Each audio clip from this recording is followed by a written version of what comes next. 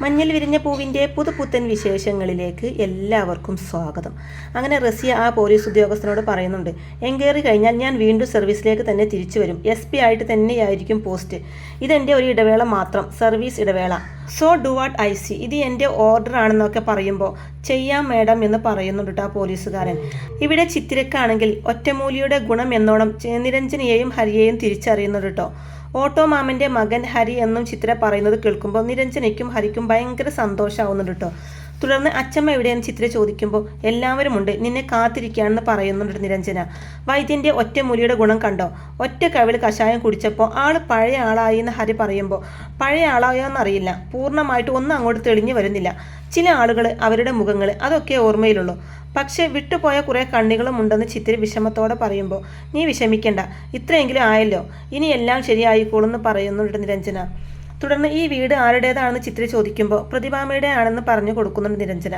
അപ്പോൾ പ്രതിഭാമ എവിടെയാണ് ചിത്ര ചോദിക്കുന്നതും ഇവിടെ തന്നെയുണ്ട്, ഒരു ഞാണിമ്മൽ കളിയാണ് നമ്മൾ നടത്തുന്നത് എന്ന് നിരഞ്ജന ചിത്തിരയോടായിട്ട് പറയുന്നുണ്ട് കേട്ടോ. അപ്പോൾ ഇത് കേൾക്കുന്ന ചിത്ര, എനിക്ക് വേണ്ടി നിങ്ങൾ ഒരുപാട് ബുദ്ധിമുട്ടിയല്ലേ എന്ന് ചോദിക്കുമ്പോൾ ബുദ്ധിമുട്ടോ? നിനക്ക് വേണ്ടിയോ? സങ്കടമായിരുന്നു മനസ്സ് മുഴുവൻ, നിന്റെ ഈ അവസ്ഥയിൽ ദുഃഖമായിരുന്നു. ഈ ഒരവസ്ഥ എങ്ങനെ മാറുന്നു ഞങ്ങൾക്ക് അറിയില്ലായിരുന്നു. അങ്ങനെ ഇരിക്കുമ്പോഴാണ് ഒറ്റമൂലി കൊണ്ട് ചികിത്സിക്കുന്ന ഒരു വൈദ്യനെ കുറിച്ച് ഞങ്ങൾ അറിയുന്നത് എന്ന് പറഞ്ഞു കൊടുക്കുന്നുണ്ട് കേട്ടോ ഹരി.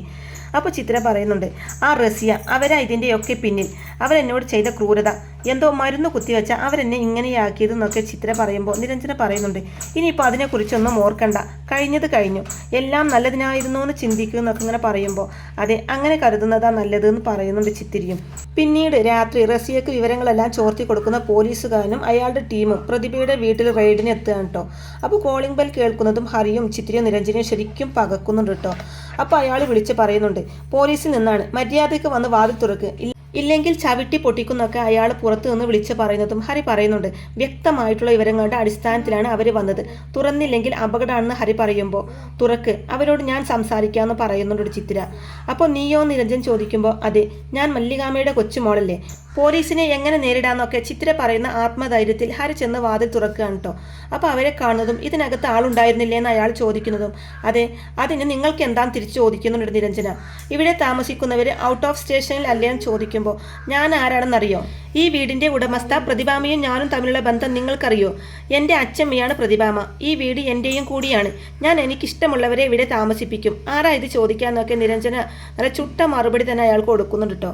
അപ്പോൾ അയാൾ പറയുന്നുണ്ട്, നീ പ്രതിഭാമയുടെ കൊച്ചുമോളാണെന്ന് ഞങ്ങൾക്കറിയാം, പക്ഷേ ഇവരോന്ന് ചോദിക്കുമ്പോൾ ഇവരെൻ്റെ ഫ്രണ്ട്സ് ആണെന്ന് നിരഞ്ജന പറയുന്നതും ഫ്രണ്ട്സ് അല്ല, കൂടെ പിറപ്പാണ് ഇവള്, എൻ്റെ കൂടെ പിറപ്പാണ്, ഞങ്ങൾ രണ്ടല്ല ഒന്നാണെന്ന് ചിത്തിര പറയുന്നുണ്ട് കേട്ടോ.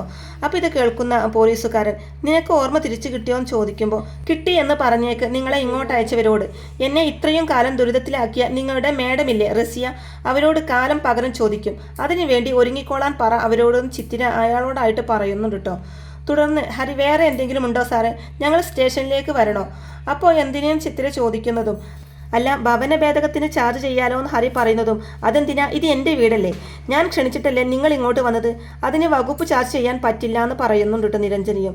അപ്പോൾ തിരിച്ചു പോവല്ലേ എന്ന് ഹരി പറയുമ്പോൾ പോലീസും ടീമും നാണം കെട്ട് അവിടെ ഒന്നും പോവാണ്ട് ചെയ്യുന്നത്. അങ്ങനെ അവരവിടെ നിന്ന് പോയതിന് ശേഷം നിങ്ങളോടൊക്കെ എങ്ങനെ നന്ദി പറയണമെന്ന് അറിയില്ല എന്ന് ചിത്ര പറയുമ്പോൾ നന്ദി പറയേണ്ടത് ഞങ്ങളോടല്ല ദൈവത്തോടാ, ഈശ്വരൻ അനുഗ്രഹിച്ചു, അതുകൊണ്ട് പെട്ടെന്ന് അസുഖം മാറിയത് എന്ന് പറയുന്നുണ്ട് നിരഞ്ജന. ഇനിയിപ്പോൾ ഇവിടെ നിൽക്കേണ്ടതില്ലല്ലോ, നമുക്ക് പിരിയാന്ന് ഹരി പറയുന്നതും ഇനിയും കണ്ടുമുട്ടാൻ വേണ്ടി മാത്രം തൽക്കാലത്തേക്ക് പിരിയാന്ന് പറയുന്നുണ്ട് ചിത്തിര. അതിനുശേഷം കാണിക്കുന്നത് ഹരി പൂജയ്ക്കുള്ള സാധനങ്ങളൊക്കെ ആയിട്ട് വീട്ടിലേക്ക് ചെല്ലുകയാണ് കേട്ടോ. എന്നെ ഏൽപ്പിച്ച ജോലി ഞാൻ ചെയ്തിട്ടുണ്ട്, പൂജാ സാധനങ്ങളുടെ ഒരു ലിസ്റ്റ് തന്നിരുന്നില്ലേ, ആ സാധനങ്ങളാണ് ഇതെന്ന് ഹരി പറയുന്നതും അപ്പോൾ ചിത്തുവിനെയും മഹേഷ് തിരിച്ചു ചോദിക്കുന്നതും ഹരി പറയുന്നുണ്ട്, അച്ഛൻ്റെ ഉപദേശം ഫലിച്ചു, വൈദ്യൻ്റെ ഒറ്റമൂലി ഏറ്റു, ചിത്തിര പഴയ നിലയിലെത്തിയെന്ന് ഹരി പറയുന്നതും ദൈവം കാത്തു എന്ന് പറയുന്നുണ്ട് മഹേഷും. ഇതേ സമയം രാഗിണി വരുമ്പോൾ ഇനി അമ്മയോട് എല്ലാം പറയാമെന്ന് പറയുമ്പോൾ അതെപ്പോഴേ ഞാനറിഞ്ഞു, നിന്റെ അച്ഛനോട് പറയുന്ന ഏതെങ്കിലും ഒരു രഹസ്യം ഞാൻ അറിയാതെ പോകുന്നു നിനക്ക് തോന്നുന്നുണ്ടോ എന്ന് രാഗിണി ചോദിക്കുന്നുണ്ട് കേട്ടോ ഹരിയോടായിട്ട്. അപ്പോൾ അതാണ് മോനെ കുടുംബം എന്ന് പറഞ്ഞു കൊടുക്കുന്നുണ്ട് മഹേഷും. തുടർന്ന് പാല് കാച്ചിൽ എന്ന് നടത്തുന്ന ഹരി ചോദിക്കുമ്പോൾ അടുത്ത ദിവസം തന്നെ നടത്താമെന്ന് പറയുന്നുണ്ട് മഹേഷ്. ഇനി അത് നീട്ടി വെക്കണ്ട. തുടർന്ന് മുഴുവൻ ഓർമ്മകളും ചിത്തിരക്ക് തിരിച്ചു കിട്ടിയോ എന്ന് രാഗിണി ചോദിക്കുമ്പോൾ കിട്ടിയെന്ന് പറയുന്നുണ്ട് ഹരി. മല്ലികാമയ്ക്ക് സംശയമൊന്നും തോന്നിയിട്ടില്ലല്ലോ എന്ന് രാഗിണി വീണ്ടും ചോദിക്കുമ്പോൾ തോന്നിയിട്ടില്ലെന്നാണ് എൻ്റെ വിശ്വാസം എന്ന് ഹരി പറയുന്നതും എന്നാലും നടന്നത് മുഴുവൻ ചേച്ചിയോട് പറയാൻ പറയണം അവരോട് എന്ന് മഹേഷ് പറയുമ്പോൾ അതൊക്കെ അവിടുത്തെ സാഹചര്യം പോലെ അവർ ചെയ്തോളും. മല്ലികാമ്മ മിക്കവാറും ചൂടിലായിരിക്കും. മുൻകൂട്ടി അനുവാദം വാങ്ങാതെ കോയമ്പത്തൂർ പോയത് അച്ഛമ്മയ്ക്ക് ഒട്ടും ഇഷ്ടമായി കാണില്ല എന്ന് പറയുന്നുണ്ട് ഹരി. അപ്പോൾ അത് കേട്ട് രാഗിണി പറയുന്നുണ്ട്, അത് ആർക്കും ഇഷ്ടാവില്ല. പെൺകുട്ടികളാ, അവരിങ്ങനെ വീട്ടിൽ നിന്ന് മാറി നിൽക്കുന്നതൊന്നും തീരെ ശരിയല്ല എന്നൊക്കെ പറയുമ്പോൾ അപ്പോൾ ഹരി അവസ്ഥ അതായി പോയില്ലേ എന്ന് പറയുമ്പോൾ അത് ഞങ്ങൾക്കറിയാം, മല്ലികാമ്മയ്ക്ക് അതറിയില്ലല്ലോ എന്ന് പറയുന്നുണ്ട് രാഗിണി. എന്തായാലും സിറ്റുവേഷൻ നോക്കി പെരുമാറിക്കൊള്ളാൻ ഞാൻ പറഞ്ഞിട്ടുണ്ട്. പറയേണ്ട സാഹചര്യം വന്നാൽ നടന്നതൊക്കെ പറയുന്ന ഹരി പറയുമ്പോൾ ചേച്ചിക്ക് സഹിക്കാൻ പറ്റില്ല. വിവരം എങ്ങാനും ചേച്ചി അറിഞ്ഞാൽ പിന്നെ റസിയുടെ കഥ കഴിഞ്ഞെന്ന് കൂട്ടിയാൽ മതിയെന്ന് പറയുന്നുണ്ട് മഹേഷ്.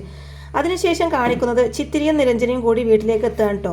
അപ്പോൾ അവരെ കാണുന്നത് മല്ലികാമ്മ രൂക്ഷമായിട്ട് തന്നെ നോക്കുന്നുണ്ട് കേട്ടോ അവരെ. തുടർന്ന് എങ്ങനെയുണ്ടായിരുന്നു കോയമ്പത്തൂർ യാത്ര, മേടിക്കാൻ ആഗ്രഹിച്ചു പോയ സാധനങ്ങളൊക്കെ വാങ്ങിക്കാൻ പറ്റിയോ എന്നൊക്കെ ചോദിക്കുന്നുണ്ട് കേട്ടോ. എന്താ എന്നോട് പറയാതെ പോയത്, പറഞ്ഞാൽ ഞാൻ സമ്മതിക്കില്ലെന്ന് വിചാരിച്ചിട്ടാണോ എന്നൊക്കെ മല്ലികാമ്മ പൊട്ടിത്തെറിച്ചുകൊണ്ട് ചോദിക്കുമ്പോൾ അതേ എന്ന് മറുപടി കൊടുക്കുന്നുണ്ട് ചിത്തിര. തുടർന്ന് നിങ്ങൾ ചെയ്തത് ശരിയാണെന്ന് തോന്നുന്നുണ്ടോ എന്ന് മല്ലികാമ്മ വീണ്ടും ചോദിക്കുമ്പോൾ ഇനി ആവർത്തിക്കില്ല എന്ന് മറുപടി കൊടുക്കുന്നുണ്ട് ചിത്തിര. ആവർത്തിക്കരുത് എന്ന് പറയുന്നുണ്ട്. ഞാൻ അത്ര പൊട്ടിയൊന്നുമല്ല. എന്നിട്ട് നീയൊക്കെ ഒരു വോയിസ് ക്ലിപ്പ് എന്തായിരുന്നു നിനക്കൊക്കെ വിളിച്ചാൽ?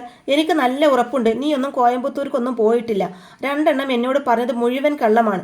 മറ്റെന്തോ പരിപാടി ഒപ്പിക്കാനാണ് നിങ്ങൾ 2 എണ്ണവും പോയതെന്നൊക്കെ പറഞ്ഞുകൊണ്ട് അവരുടെ നേരെ ശരിക്കും പൊട്ടിത്തെറിക്കാണ്ട് മല്ലികാമ്മ. തുടർന്ന് ചിത്തു സത്യം പറ, നിങ്ങൾ ടൂറിന് പോയതല്ലേ ചോദിക്കുമ്പോൾ അല്ലാം ചിത്തിര പറയുന്നുണ്ടെങ്കിലും ടൂറിന് പോയത് തന്നെയാണ്, അല്ലാതെ ഇങ്ങനെയൊരു ഒളിച്ചു കളി ഇവിടെ നടത്തേണ്ട കാര്യമില്ല. 2 എണ്ണം കൂടെ ചേർന്ന് എന്നെ പറ്റിക്കുകയല്ലേ? നിങ്ങളുടെ അടുത്ത് നിന്ന് ഞാൻ ഇങ്ങനെയൊന്നും പ്രതീക്ഷിച്ചില്ല. അപ്പോൾ നിരഞ്ജന സോറി പറയുന്നുണ്ടെങ്കിലും ഞാൻ ഇതിനൊരിക്കലും ക്ഷമിക്കില്ല. നിങ്ങൾ 2 പേരും കാണിച്ചത് ശുദ്ധ തോന്നിവാസ. ഞാൻ അന്വേഷിക്കുന്നുണ്ട് നിങ്ങൾ 2 എങ്ങോട്ടാ പോയതെന്ന്. സത്യം ഞാൻ കണ്ടുപിടിക്കും, എന്നിട്ട് ഞാൻ ബാക്കി പറയാമെന്നൊക്കെ മല്ലികാമ്മ അങ്ങനെ പറഞ്ഞു ചൂടാവുമ്പോൾ അച്ഛമ്മ ഞങ്ങളോട് പിണങ്ങല്ലേ എന്ന് പറയുന്നുണ്ട് ചിത്തിര. പിണങ്ങിക്കഴിഞ്ഞു. നിങ്ങൾ 2 പേരും കൂടി ചേർന്ന് എന്നെ മണ്ടിയാക്കി. അച്ഛമ്മയെ മണ്ടിയാക്കാൻ നോക്കുക. എന്നോട് നിങ്ങളത് ചെയ്യാൻ പാടില്ലായിരുന്നു എന്നൊക്കെ മല്ലികാമ്മ പറയുമ്പോൾ ചിത്തിര സത്യം പറയാൻ കേട്ടോ. അച്ഛമ്മ ഞങ്ങൾ ടൂറിനൊന്നും പോയിട്ടില്ല, കോയമ്പത്തൂരും പോയിട്ടില്ല, ഇവിടെ തന്നെ ഉണ്ടായിരുന്നു ചിത്തിരിയും. ഇവിടെ അടുത്തൊരു വീട്ടിലെ പ്രതിഭാമയുടെ അച്ഛമ്മയുടെ വീട്ടിൽ നിന്ന് പറയുന്നുണ്ട് നിരഞ്ജനയും. തുടർന്ന് ഞാനൊരു ട്രീറ്റ്മെൻറ്റിലായിരുന്നു, എനിക്കൊന്നും ഓർമ്മയില്ലായിരുന്നു. അങ്ങനെയാക്കി ഏതോ ഒരു മരുന്ന് കുത്തിവെച്ചെന്ന് ചിത്ര പറയുമ്പോൾ ആരി എന്ന് മല്ലികാമ്മ ചോദിക്കുന്നതും റസിയ എന്ന് ചിത്ര പറയുമ്പോൾ ഞെട്ടുന്നുണ്ടിട്ട് മല്ലികാമ്മ. അതിൽ നിന്ന് ഇവളെ രക്ഷിക്കാൻ ഒരു രഹസ്യ സ്ഥലത്ത് താമസിച്ച് ചികിത്സിക്കുകയായിരുന്നു ഞങ്ങൾ. അച്ഛമ്മയുടെ മുമ്പിൽ വരാനുള്ള പേടി കൊണ്ടാ വരാതിരുന്നത്. വന്നാൽ ഇവളെ കാണാൻ അച്ഛമ്മയ്ക്ക് ഒരിക്കലും സഹിക്കാൻ പറ്റില്ല എന്നൊക്കെ പറയുന്നുണ്ട് നിരഞ്ജന. അപ്പോൾ എല്ലാം അറിയുന്ന മല്ലികാമ്മ ഓഹോ, കൊത്തി മുറിവിൽ കയറി കൊത്തി തുടങ്ങിയോ റസിയ?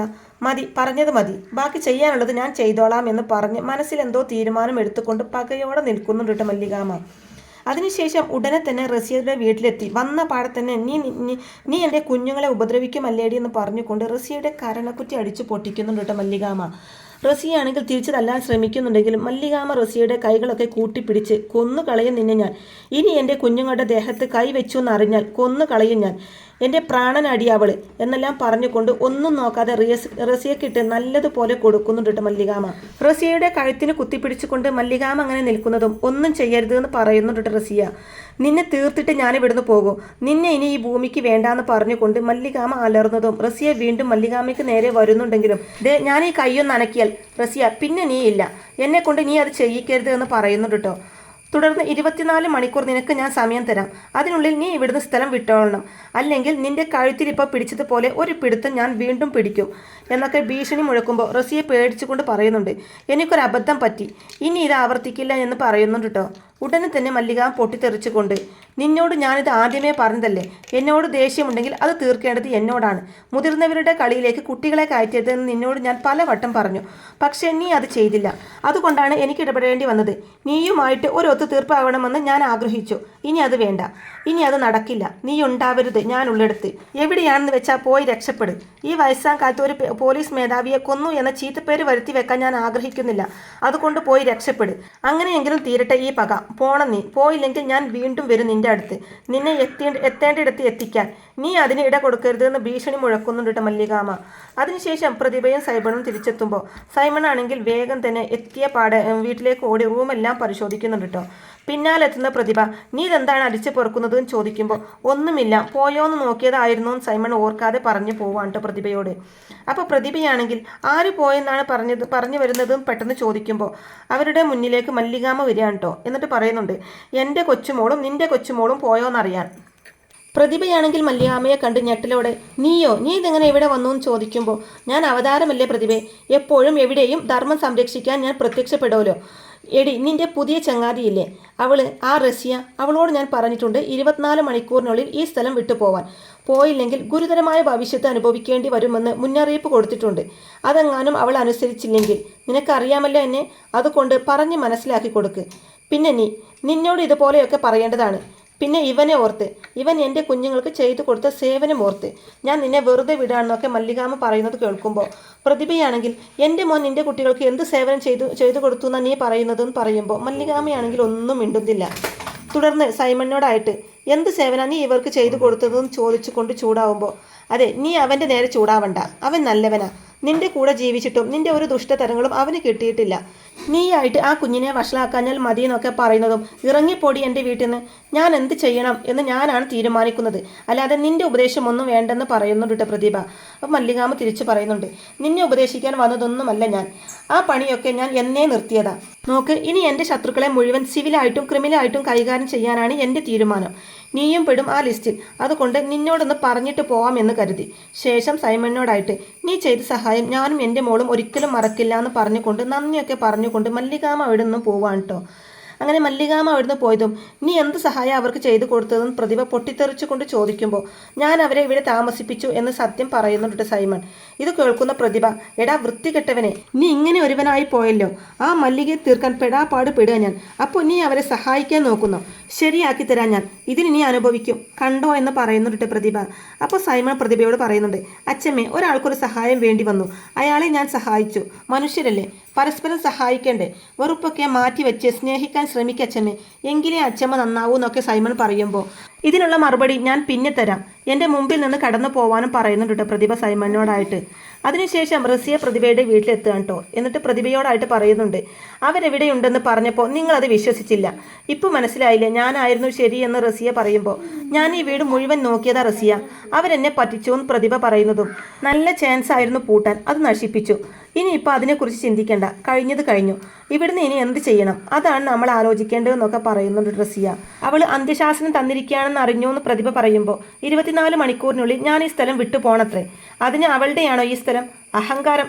എന്തും ചെയ്യാൻ കഴിയുമെന്ന ആത്മവിശ്വാസം തോന്നുമ്പോൾ വിവരദോഷികൾക്ക് സ്ഥിരം ഉണ്ടാകുന്ന വികാരം, ഞാൻ എവിടെയും പോവില്ല, ഇവിടെ തന്നെയുണ്ടാകും. പക്ഷേ മല്ലിക അവരിവിടുന്ന് പോകും, ഈ ലോകം വിട്ട് തന്നെ അവർ പോകുന്നൊക്കെ റസിയ പകയോട് കൂടി പറയുമ്പോൾ തീരുമാനിച്ചോ എന്ന് പ്രതിഭ ചോദിക്കുന്നതും തീരുമാനിച്ചു, ഇനി ഒട്ടും താമസിപ്പിക്കുന്നില്ല എന്ന് പറയുന്നുണ്ട് റസിയ. നന്നായി, അവൾക്ക് അത് തന്നെ വേണം, പക്ഷേ ശ്രദ്ധിക്കണം, ഒടുക്കത്തെ ആയുസ്സ. അപാര ഭാഗ്യെന്ന് പ്രതിഭ പറയുന്നതും, കൊന്ന് അറപ്പ് തീർന്നവരെയാ ഞാൻ ഇതിനു വേണ്ടി ഇറക്കാൻ പോകുന്നത്, ഈ നാട്ടിലുള്ളവരെയല്ല പുറത്തുള്ളവരെന്ന് പറയുന്നുണ്ട് റസിയ. ഇനി റസിയ മല്ലികാമ്മയ്ക്കെതിരെ ഇറങ്ങിയാൽ റസിയക്ക് മരണം ഉറപ്പായിരിക്കും. മല്ലികാമ്മ തന്നെ റസിയയെ കൊല്ലും എന്നുള്ളതിൽ യാതൊരു സംശയവുമില്ല. അപ്പോൾ ഇങ്ങനെയൊക്കെയുള്ള നല്ല അടിപൊളി എപ്പിസോഡുകളൊക്കെ ആയിരിക്കും കേട്ടോ ഇനി വരാനിരിക്കുന്നത്.